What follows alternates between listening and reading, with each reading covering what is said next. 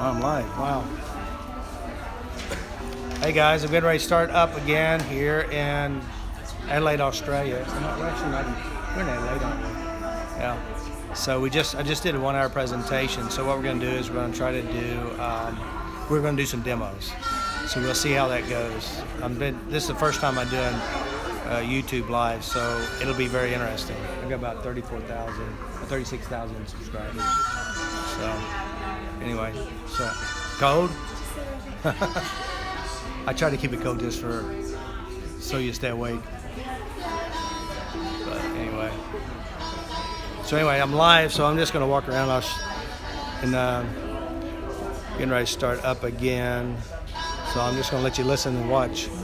So what I just did, I presented about sharing about how the mind works and also how we manifest and create from our past. Even if we don't remember the past, our unconscious mind will use it. So what we have here is we got problem. You have manifesting a problem right now, and oftentimes you don't even know why you have the problem.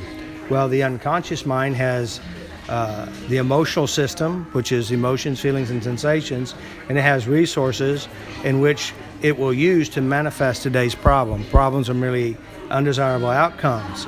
Now, the interesting thing is your unconscious will accumulate memories, be either consciously known or unconsciously known, and it'll start producing today a problem. And so, as I shared earlier, that we have a memory, and memories are only programs inside your unconscious, and your brain will just use it to create. Like if you have a memory of being happy, you go to a memory of being happy, you start to produce the feelings of happiness. Or bad, like you had trauma or PTSD experiences. These experiences set in your unconscious, and your brain just says it's a program. It's not who you are, it's just a program. And so you could be walking down the street, somebody will look at you or a situation, it'll trigger an emotion, which is a program, and you start acting, not even know why you act, because your brain will use a memory.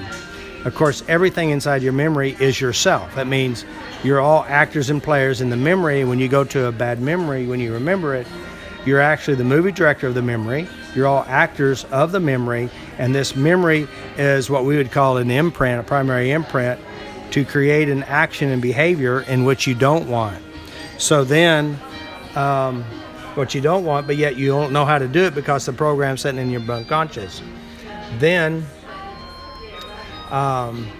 what we want to do is deprogram ourselves or take control of our memories, go to the memory realizing every person in the memory is yourself, and when you start changing the memory, you start changing the program and what you do to yourself within yourself.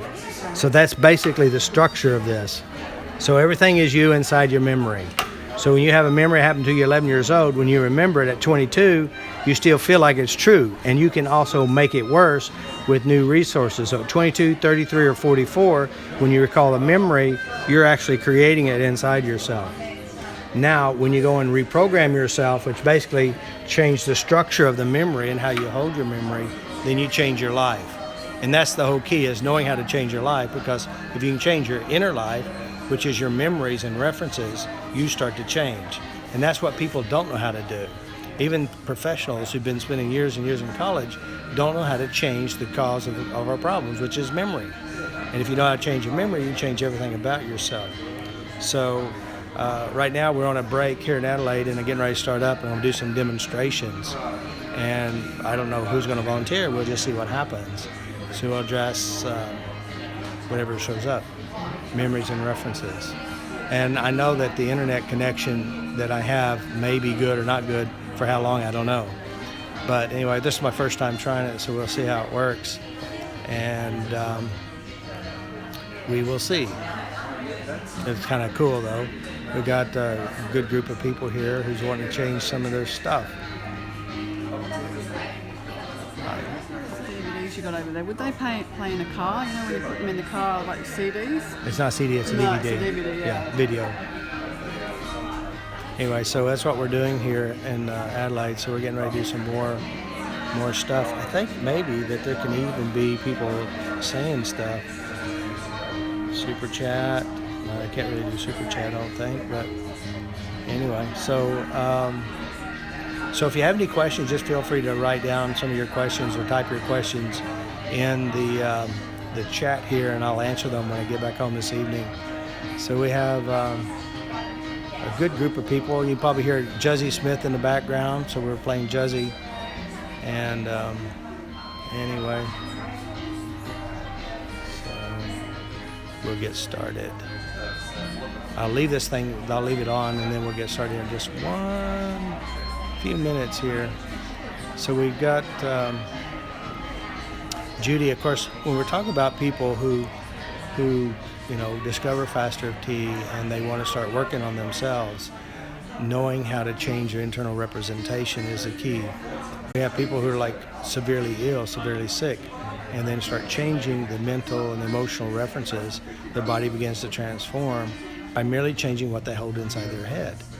And so that's the power of the mind. Of course, even research has clearly shown that the mind can heal itself, and it's been proven research after research after research. But unfortunately, they didn't recognize it. They say the placebo effect is running our good research, but not realizing that it's not the sugar or the fake operation that has healed them, but their own internal processing of information and how they represent the memories and all the references. So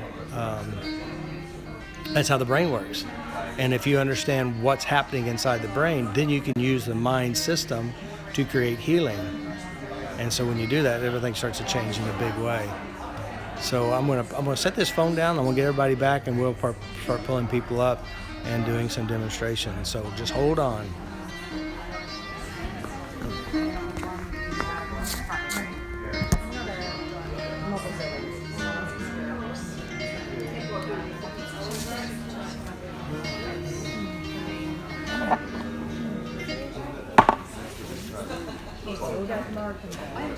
Okay, guys, come on back. Come on back, we'll get started.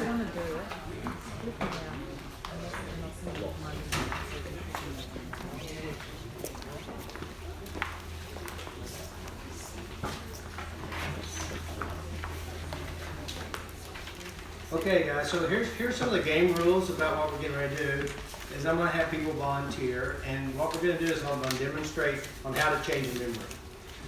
Memories are the cause of our problems, basically, especially unpleasant memories. So what we want to do is understand how you create your problems. I use a process called the art of change. Now I do it on my feet. That means I understand the structure of thinking. I understand once we figure out how you create your problems, we can shift and change it. So to understand what a memory is, there's 5 types of memory, but the type of memory we'll want to address is something you can actually visually recall. Now sometimes I can do physical memory, which is an expression in your body, and that's fine, I can do that as well. So what we're looking for is something that upset you and bother you, and I would like to demonstrate the first one and not say what it is. All right, so that means if you have a memory, now what does a memory consist of? I remember this happened. And when you go back in your mind, you recall it, you actually can see it and feel that it really bothers you. That's a memory. So what I'd like to do is to pick out one. Now here's something really cool. Now I'm going to pull somebody up here, and if you just follow along with what I'm doing up here, thinking about your memory and notice how you represent it, you can change a memory inside yourself by yourself. Now here's what the problem is. People don't realize that you can change memory. If I say, how many of you like to improve your memory, you raise your hand. I'd like to improve my memory. Now, why would you want to improve your memory if memory was stuck in permanent? Why is it that it's easy to remember the bad memories? Well, the reason is because you go back and rehearse it. You visit it often and you can easily recall it. Plus, inside of a bad memory, it has emotions, feelings, and sensations, which is close to your heart. It's like somebody keeps depressing themselves and they keep going back.